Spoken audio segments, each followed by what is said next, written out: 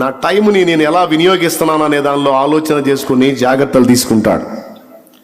నేను ఈ మూవీ పెట్టాను, చూస్తే ఏదో నష్టం, ఏదో తప్పు, ఏదో పాపం, ఏదో వ్యభిచారంతో అనేది ఏం కాదు.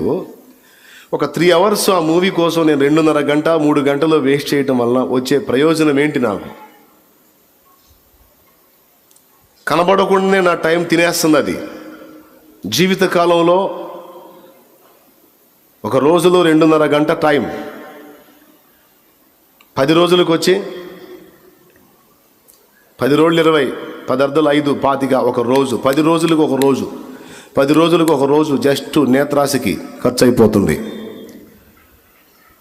అదే మనకు ముందున్నటువంటి వ్యక్తుల దినాల్లో ఈ విధమైనటువంటి టైంపాస్ లేదు.